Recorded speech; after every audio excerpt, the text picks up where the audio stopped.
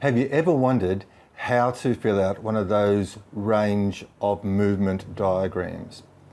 Hi, I'm Tim Cooper, and a few months ago I posted a video explaining how to fill out a SOAP note form. And as part of that explanation, I also showed on a SOAP note form a range of motion or range of movement, or an ROM diagram.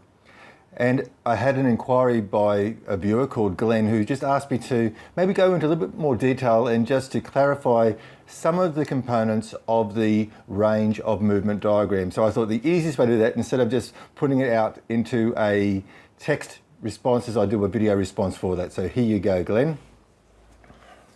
Okay, so here is the ROM diagram. Probably not as pretty as the one on the form, because I'm not a great artist. As an artist, I make a great massage therapist, okay?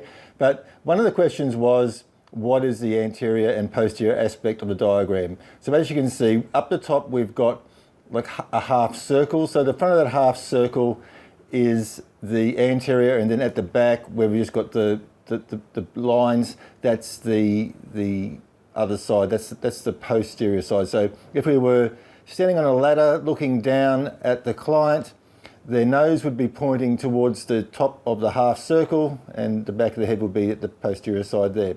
Okay, so that's the way we look at the view. So what do each of these elements of the diagram represent? Well, this line running up the middle here is the midline. So that's the medial aspect here. Okay, so this line running up here, we're going to indicate our forward flexion and extension. So if we were checking cervical range of movement, we'd be registering our forward flexion and our extension. And as I said, I always like to use two colored pens. So I use one color pen when I'm doing the initial assessment to work out where the range is at before I start, and then I use a different color pen at the end to work out where the range is, and then I can then show the client if there's been an improvement. Okay, so forward flexion, so this one here, right, is going to be recorded at this point of the chart, okay, on this part of the diagram is the forward flexion area. So say if we come down and say the forward flexion stops here, I would mark with my pre-treatment pen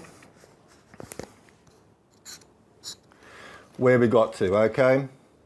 Extension is obviously the opposite to flexion, and so we're going to mark this on the posterior aspect of this particular diagram. So check the extension, and then once again mark on the diagram where the extension went to.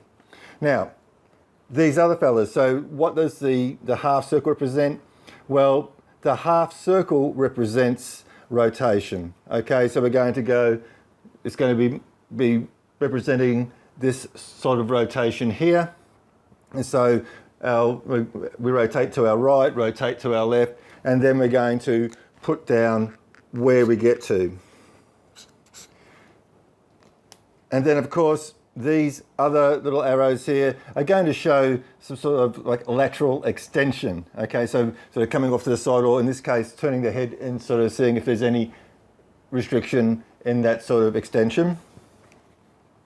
And then this line straight across here is going to represent lateral flexion. So it's going to be like the old in this case with the cervical spine, will be this lateral extension, lateral flexion of the neck. Now, what are we measuring against? So we can understand that basically the range here that we're measuring against is basically what would be considered normal standard range. It's within range. So when we look at our books and we see that what the normal flexion or normal extension of the cervical, thoracic or lumbar spine would be, or what is within normal range for extension of each area of the spine, etc. So basically the extremities of this chart, or the extremities of this diagram, demonstrate or represent full range of a healthy spine.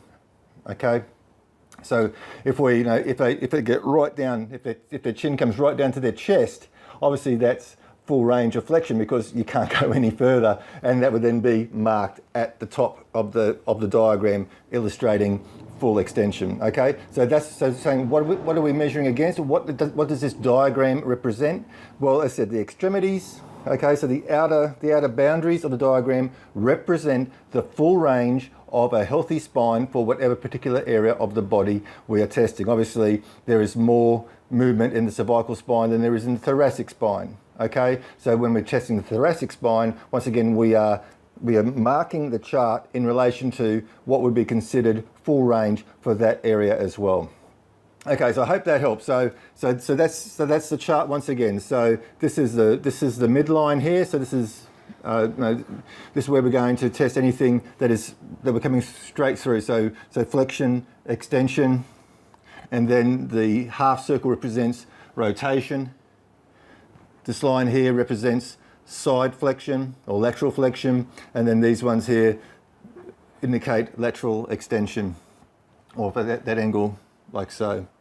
Okay, so once again, as I said, what I would normally do is I would mark this with one colour pen before I treat. I do my treatment, then I would come back with another colour pen, would go through the test again, and I'd take them through flexion and extension and all that sort of stuff, and I'd mark it accordingly in a different coloured ink, and then I say, okay, well, look at that. Okay, we brought about some sort of change. We're probably still not at full range. In some areas we may not have made a change, but at least you can demonstrate to the client if there's what we have facilitated and what we haven't. Okay, so look, I hope that helps. So that's an explainer video on how to use a range of movement diagram. Now, if you've got any questions at all, please don't hesitate in contacting me. Like if you're watching this on YouTube, just click the link below to give it a thumbs up if you liked it.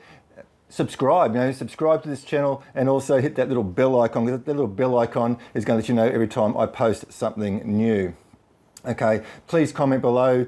Any questions at all, you can please feel free to contact me at any time, either by commenting on this video or by sending me an email at tim@wellnessbusinessbreakthrough.com.